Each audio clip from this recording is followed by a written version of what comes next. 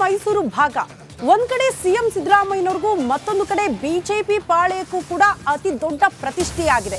ಹಾಗಾಗಿ ಸಿಎಂ ಸಿದ್ದರಾಮಯ್ಯನವರು DCM DK Shivakumar ಅವರು ಯಾವ ರೀತಿ ಪ್ಲಾನ್ ಮಾಡ್ತಿದ್ದಾರೋ ಅದಕ್ಕೆ ಟಕ್ಕರ್ ಕೊಡೋದಕ್ಕೆ ಬಿವೈ ವಿಜಯೇಂದ್ರ ಅವರು ಕೂಡ ಮುಂದಾಗಿದ್ದಾರೆ. ಸಿಎಂ ಸಿದ್ದರಾಮಯ್ಯನವರ ತವರು ಕ್ಷೇತ್ರದಲ್ಲಿ ಅಥವಾ ತವರು ಜಿಲ್ಲೆಯಲ್ಲಿ ದೋಸ್ತಿ ಸೂತ್ರ ಸಕ್ಸಸ್ ಆಗಿದೆ ಅನ್ನೋದರ ಡೀಟೇಲ್ ಸಿಗ್ತಾ ಇದೆ. ಮೊದಲ ಹಂತದ ಸಂಧಾನ ಸೂತ್ರದಲ್ಲಿ ಕಮಲ ದಳ ತಂತ್ರ ಯಶಸ್ವಿಯಾಗಿದೆ. ಕಾಂಗ್ರೆಸ್ನ ಆಪರೇಷನ್ ಸೂತ್ರಕ್ಕೆ ವಿಜಯೇಂದ್ರ ರಿವರ್ಸ್ ಆಪರೇಷನ್ ಮಾಡಿದ್ದಾರೆ. ಬಿಜೆಪಿಯ ಟ್ರಬಲ್ ಶೂಟರ್ ಆಗಿದ್ದಾರೆ ಬಿಜೆಪಿ ರಾಜ್ಯಾಧ್ಯಕ್ಷ ಬಿವೈ ವಿಜಯೇಂದ್ರ. ಅಸಮಾಧಾನಿತರ ಮನವೊಲಿಸುವಲ್ಲಿ ಯಡಿಯೂರಪ್ಪ ಪುತ್ರ ಯಶಸ್ವಿಯಾಗಿದ್ದಾರೆ. ಕಾರ್ಯಕರ್ತರಲ್ಲಿ ಸಮನ್ವಯ ಮೂಡಿಸುವಲ್ಲಿ ದೋಸ್ತಿಗಳು ಸಕ್ಸಸ್ ಆಗಿದ್ದಾರೆ.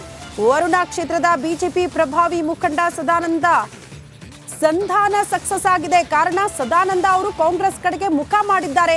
ಆಲ್ರೆಡಿ ಸಿಎಂ ಸಿದ್ದರಾಮಯ್ಯನವರ ಸಂಪರ್ಕದಲ್ಲಿದ್ದಾರೆ.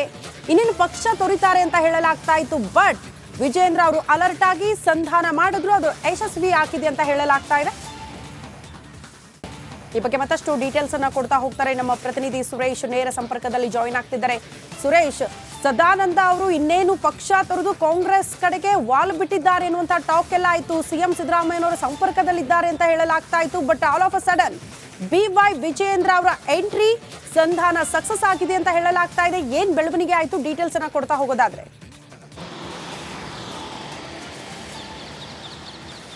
ಲೋಕಸಭೆ ಚುನಾವಣೆಯ ಕಾವು ಜೋರಾಗ್ತಾ ಇರುವಂಥ ಹೊತ್ತಿನಲ್ಲೇ ಕಾಂಗ್ರೆಸ್ ನಾಯಕರು ಕೂಡ ಬಿಜೆಪಿಯಲ್ಲಿದ್ದಂತಹ ಮುಖಂಡರು, ಸ್ಥಳೀಯ ಮುಖಂಡರನ್ನು ಆಪರೇಷನ್ ಮಾಡೋದಕ್ಕೆ ಮುಂದಾಗಿತ್ತು. ಅದು ಪ್ರಮುಖವಾಗಿ ಮೈಸೂರು, ಅಂದರೆ ಹಳೆ ಮೈಸೂರು ಭಾಗದಲ್ಲಿ ಏನಿದೆ, ಆ ಹಳೆ ಮೈಸೂರು ಭಾಗದಲ್ಲಿ ಮೈಸೂರು ಕೊಡಗು ಲೋಕಸಭಾ ಕ್ಷೇತ್ರ, ಹಾಗೆ ಮಂಡ್ಯ ಲೋಕಸಭಾ ಕ್ಷೇತ್ರದಲ್ಲಿ ಪ್ರಮುಖ ನಾಯಕರಿಗೆ ಕಾಂಗ್ರೆಸ್ ನಾಯಕರು ಹಾಗೆ ಮುಖ್ಯಮಂತ್ರಿಗಳು ಅವರ ನೇತೃತ್ವದಲ್ಲಿ ಗಾಳವನ್ನು ಹಾಕಿದ್ರು.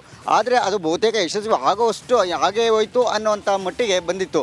ಇಂಥ ಸಂದರ್ಭದಲ್ಲಿ ಅದೇ ಏನು ಮೈಸೂರು ಲೋಕಸಭಾ ಕ್ಷೇತ್ರದ ವ್ಯಾಪ್ತಿಗೆ ಬರ್ತಕ್ಕಂತಹ ವರುಣಾ ವಿಧಾನಸಭಾ ಕ್ಷೇತ್ರದಲ್ಲಿ ಸದಾನಂದ ಅಂತಹ ಒಬ್ಬರು ಬಿಜೆಪಿಯ ಸ್ಥಳೀಯ ಮುಖಂಡರು ಸುಮಾರು 30ರಿಂದ 40,000 ಒಂದು ಮತಗಳ ಮೇಲೆ ಹಿಡಿತವನ್ನು ಹೊಂದಿರತಕ್ಕಂತಹ ಪ್ರಭಾವಿ ನಾಯಕ, ಸ್ಥಳೀಯ ನಾಯಕ, ಇವರನ್ನು ಹೇಗಾದರೂ ಮಾಡಿ ಕಾಂಗ್ರೆಸ್ ತೆಗೆದುಕೊಳ್ಬೇಕು ಅನ್ನೋ ನಿಟ್ಟಿನಲ್ಲಿ ಕಾಂಗ್ರೆಸ್ನ ನಾಯಕರು ಒಂದು ಸ್ಟ್ರಾಟಜಿಯನ್ನು ಮಾಡಿ ಅವರನ್ನ ಮನವೊಲಿಸಿದ್ರು. ಇನ್ನೇನು ಕಾಂಗ್ರೆಸ್ ಸೇರ್ಪಡೆ ಆಗ್ತಾರೆ ಇವತ್ತು ಅನ್ನೋವಂಥ ಮುಟ್ಟಿನಿಗೆ ತಾರಕಕ್ಕೆ ಹೋಗಿತ್ತು. ಈ ಸಂದರ್ಭದಲ್ಲಿ ರಾಜ್ಯದ ಕೆಲ ನಾಯಕರು ಮತ್ತು ಏನು ಹೈಕಮಾಂಡ್ನ ಕೆಲ ನಾಯಕರು ಕೂಡ ವಿಜಯೇಂದ್ರಗೆ ಒಂದು ಟಾಸ್ಕನ್ನು ಕೊಡ್ತಾರೆ. ಶ್ರುತಿ, ಈಗ ಹೇಗಾದರೂ ಮಾಡಿ ನೀವು ಏನು ಹಳೆ ಮೈಸೂರು ಭಾಗದಲ್ಲಿ ಆಗ್ತಿರ್ತಕ್ಕಂಥ ಮುಜುಗರನ್ನು ತಡೆಯಬೇಕು. ಮೈಸೂರು ಮತ್ತು ಮಂಡ್ಯದಲ್ಲಿ ಈ ರೀತಿಯಾಗಿ ನಮ್ಮ ಬಿಜೆಪಿ ನಾಯಕರಿಗೆ ಗಾಳ ಹಾಕಿದ್ದಾರೆ, ಹೇಗಾದರೂ ಮಾಡಿ ಅದನ್ನು ತಡೆದು ನೀವು ಪಕ್ಷಕ್ಕೆ ಆಗಬಹುದಂತ ದೊಡ್ಡ ಮಟ್ಟದ ಮುಜುಗರನ್ನು ತಪ್ಪಿಸಬೇಕು ಅಂತಕ್ಕಂಥ ಒಂದು ಸಂದೇಶ ಬರುತ್ತೆ.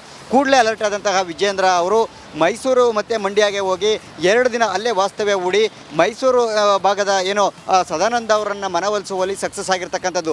ಈ ಕೇವಲ ಸದಾನಂದ ಒಬ್ಬರೇ ಅಲ್ಲ, ಮಂಡ್ಯ ಭಾಗದಲ್ಲಿ ಕೂಡ ಸುಮಾರು 8ರಿಂದ 10 ಮಂದಿ ಅಸಮಾಧಾನಿತರು ಅನ್ನೋದಕ್ಕಿಂತ ಏನು ಪಕ್ಷವನ್ನು ತೊರೆದು ಕಾಂಗ್ರೆಸ್ ತೆಕ್ಕೆಗೆ ಅವರ ಆಮಿಷಗಳಿಗೆ ಒಂದು ಹೋಗೊಟ್ಟು ಅವ್ರಿಗೆ ಏನು ಕಾಂಗ್ರೆಸ್ ಸೇರ್ಪಡೆಗೆ ಮುಂದಾಗಿದ್ದರು, ಅವರನ್ನು 1 to 1 ಸಭೆ ಮಾಡಿ ಅವ್ರ ಜೊತೆಗೆ 1 to 1 ಚರ್ಚೆ ಮಾಡಿ ಅವರ ಸಮಸ್ಯೆಗಳಿಗೆ ಸ್ಪಂದಿಸುವಂತಹ ಭರವಸೆಯನ್ನು ಕೊಟ್ಟು ಅವರನ್ನು ಪಕ್ಷದಲ್ಲೇ ಉಳಿಯುವಂತಹ ಪ್ರಯತ್ನವನ್ನು ಮಾಡಿರ್ತಕ್ಕಂಥದ್ದು.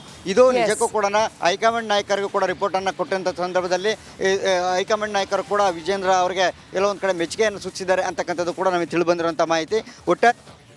ಓಕೆ ಸುರೇಶ್, ಧನ್ಯವಾದಗಳು ತಮ್ಮೆಲ್ಲ ಮಾಹಿತಿಗೆ.